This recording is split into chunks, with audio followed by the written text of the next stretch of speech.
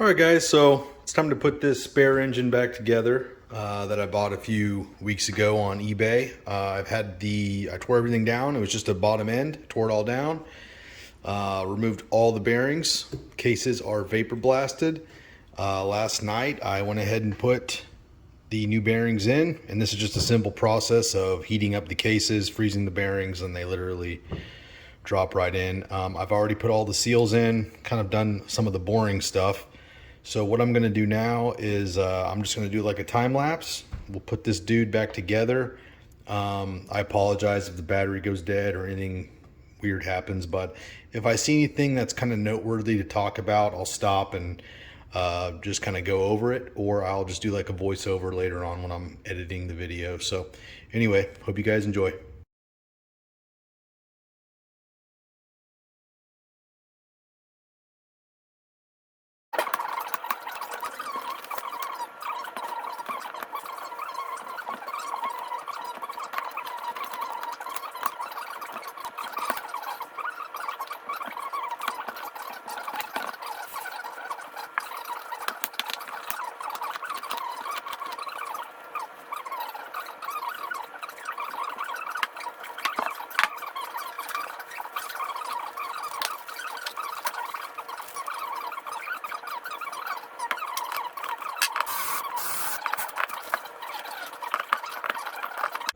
So real quick guys, I figured I'd stop right here. I'm putting the transmission together in the case.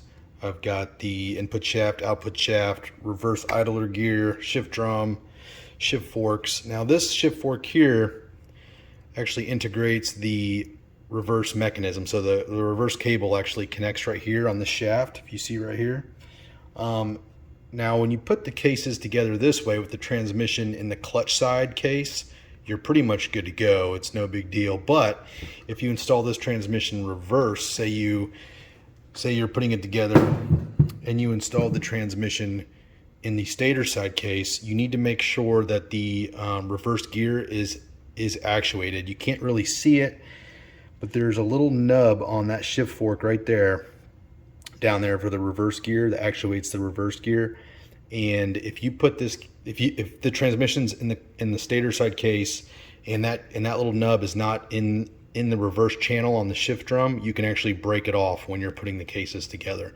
So I actually like to put the transmission together in the clutch side case, and then heat up the main bearing, put the crank in, and then put the stator side on and use the crank puller, which you can only use the crank puller on the stator side of the crank. So that's why I like to do it in this order. So again, transmission in the clutch side first, then put the stator side on and use the crank puller to suck the case down, pull the bearing over that side of the crank snout.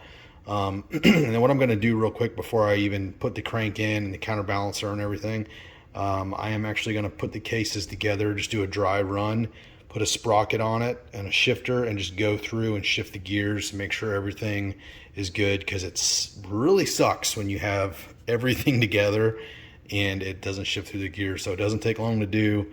We'll just put the case on, put a sprocket on it. Really don't even need to put a sprocket on it, but sometimes I will if I have one handy. And just kind of go through, shift the gears by hand with the shift drum. Yeah, just go through the gears and see how it shifts.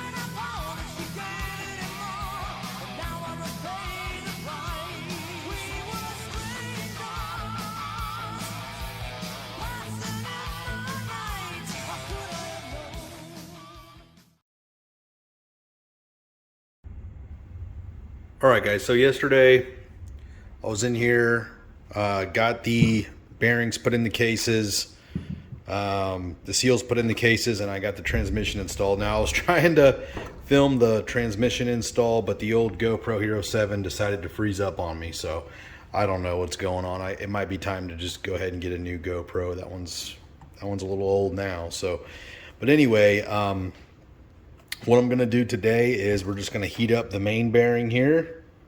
We're going to pop the crank in. I'm going to go grab it out of the freezer. We'll pop it in. We'll put some sealant on the engine cases, and I like to use, I can't remember if I have it down in here or not. Yes, I do. I really like to use this anaerobic gasket maker. This stuff's awesome. It gives you plenty of time to work with everything. You know, you put it on everywhere you need to put it on. It won't dry up on you or tack up on you, and it will only form a seal in the absence of air. That's the point of the anaerobic. So once you put the cases on and sandwich it down, it seals up great, and whatever oozes out doesn't cure. So whatever oozes out into the case will just get recirculated into the oil and be filtered out by the oil filter, and then whatever squeezes out of the case out here you can wipe up with a rag, so you get a really nice clean finished product. And I really like using this stuff, so that's what we're going to use. And then so yeah, we're going to pop the crank in here, RTV everything up, or whatever anaerobic sealant stuff here, and then put the other case on, and we'll use the crank puller. I was just test fitting the crank puller on the crank. I couldn't remember which way it went, so just wanted to test fit it on the old crank first. And then then we'll suck the stator side case down, and I think that'll probably be it for tonight. I only do this in like stages. You know, I do this after work, so I'm not gonna I don't need this engine like right away for the weekend or anything, so I'm just taking my time with it. So again, I apologize. I was really trying to get a cool time lapse of this going together, and fortunately the friggin' GoPro just decided to shit the bed on me. So there it goes right there. You can kind of hear it going right there. But anyway, so that's where we are at today. Real quick note again on this dude right here. What the heck is wrong with this thing?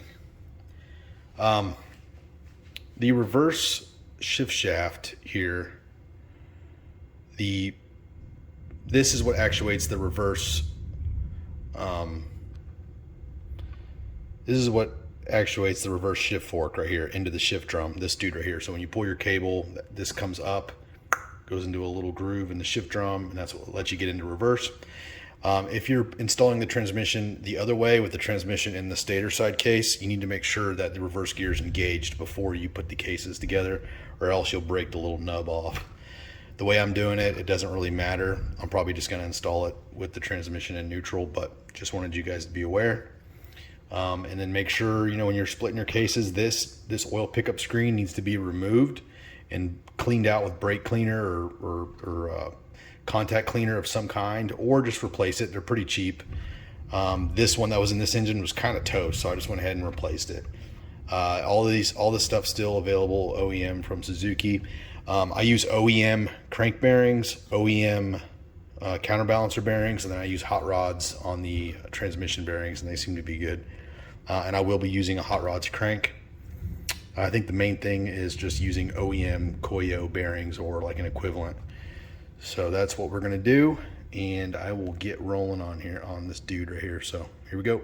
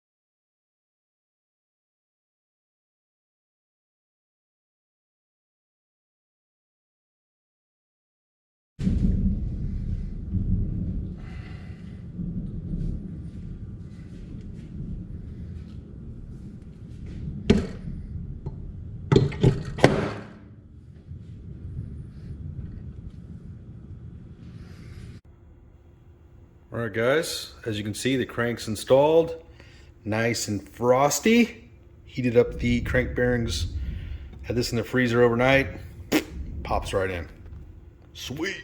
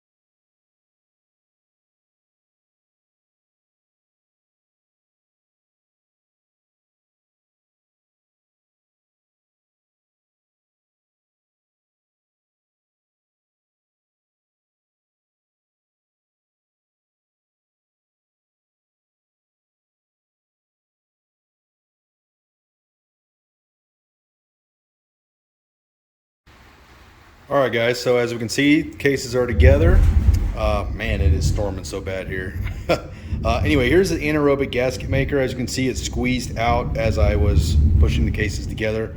And as you can see, it cleans right up.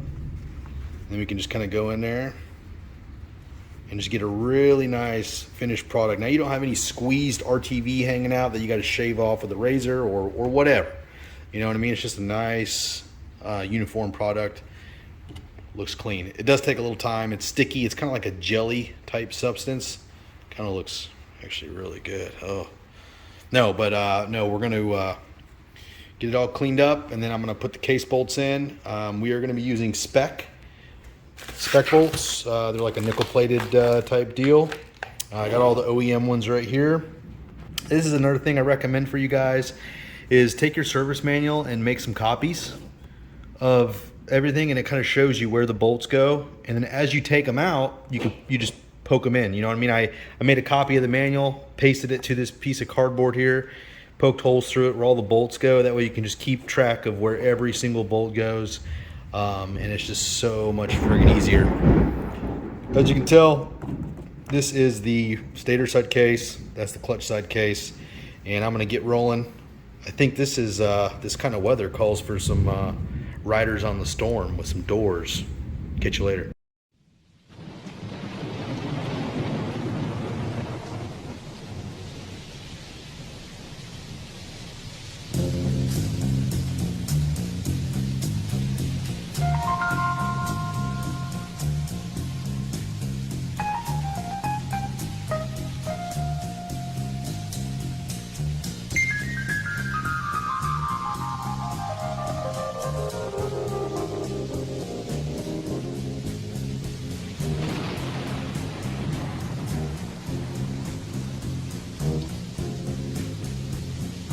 Riders on the storm, riders on the storm. Into this house we're born, into this world we're thrown. Like a dog without a bone, an actor out alone. Riders on the storm. There's a killer on the road. His brain is squirming like a toad. Take a long holiday. Let your children play. If you give this man a ride, sweet memories slide. Killer on the road. Yeah.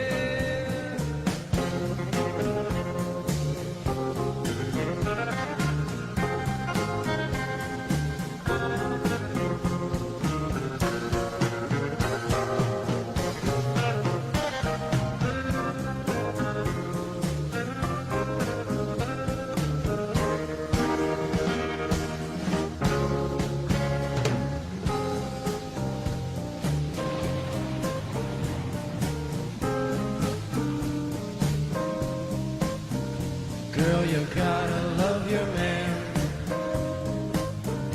Girl, you gotta love your man.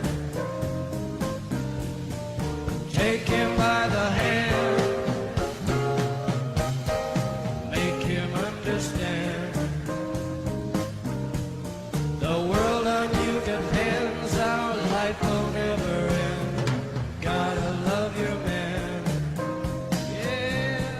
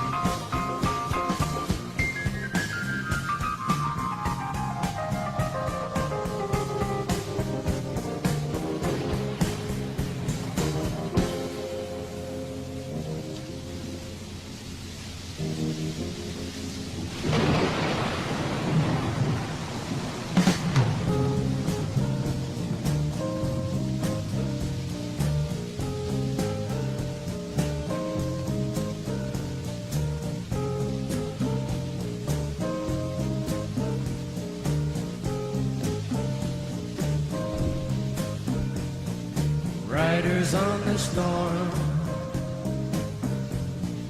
Riders on the storm. Into this house we're born. Into this world we're thrown. Like a dog without a bone, an actor out alone. Riders on the storm.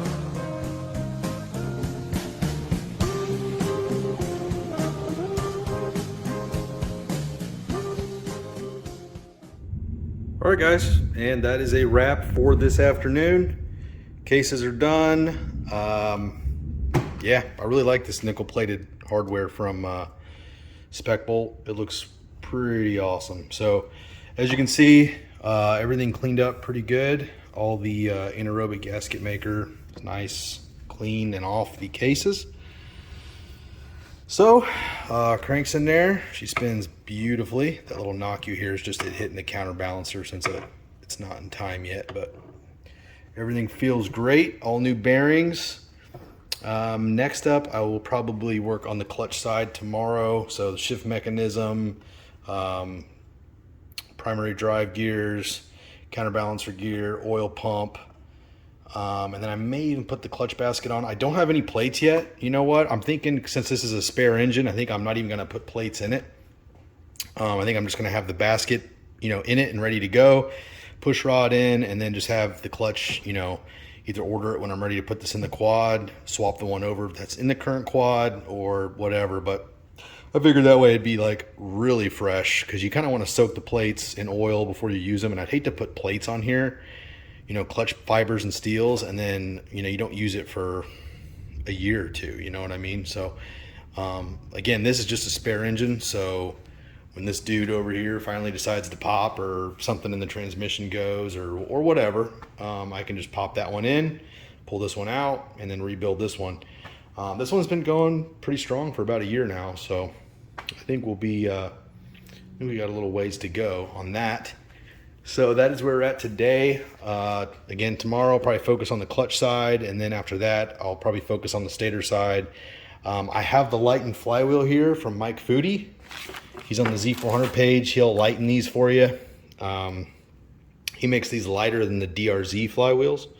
They're not as light as the Trail Tech flywheels, but they also don't have the problems that the Trail Tech flywheels have either. So this is an OEM. This was actually the OEM flywheel that came out of that engine a couple years ago, and I had him lighten it. You can see where he puts it on his lathe and actually turns it and lightens it up. So got this dude ready to go, but I don't have a stator, don't have a one-way bearing, don't have a starter, don't have anything like that. So I still need to order those parts.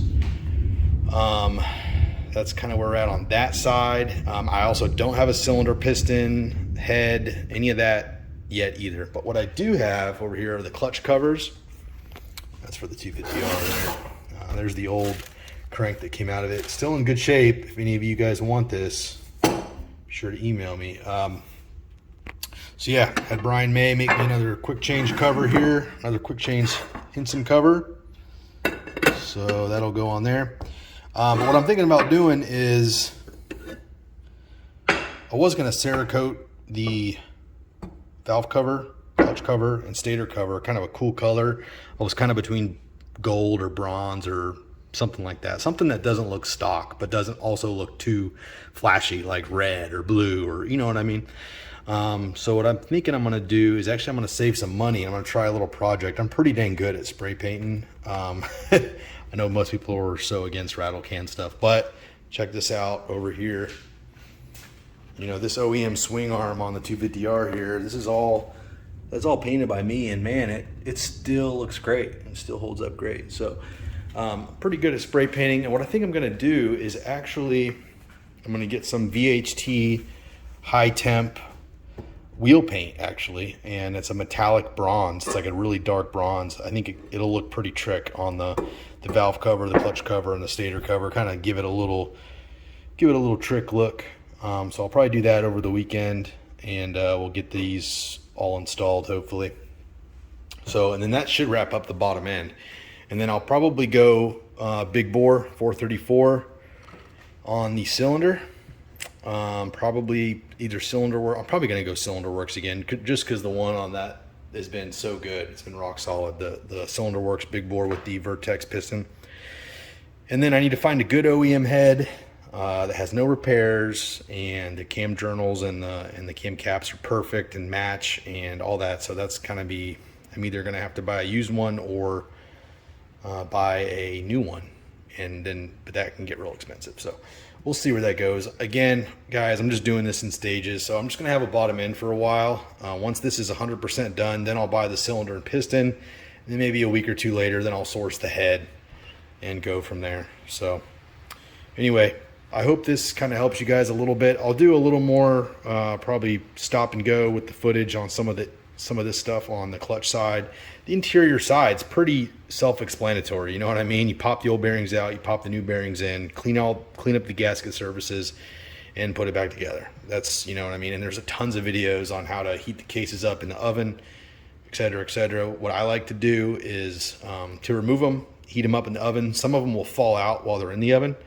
If they don't, that's fine. Pull them out, put them on the bench, tap them real nice and easy with a socket and a hammer, and they'll come right out.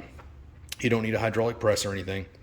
And then when you want to go put the new bearings in, reverse. Except this time you're going to freeze the bearings, preferably overnight. And then I like to heat the cases at 350 for 35 to 45 minutes. And then the main bearing and the counterbalancer bearing pretty much fall right in. You might have to give them a few taps with either a driver kit or a socket kit, whatever, and they'll all go in nice and easy. So just old school, simple way to do stuff, and that's just kind of how I roll. But if you guys have any questions, comments, criticisms, as I'm sure there will be, go ahead and leave them down in the comments.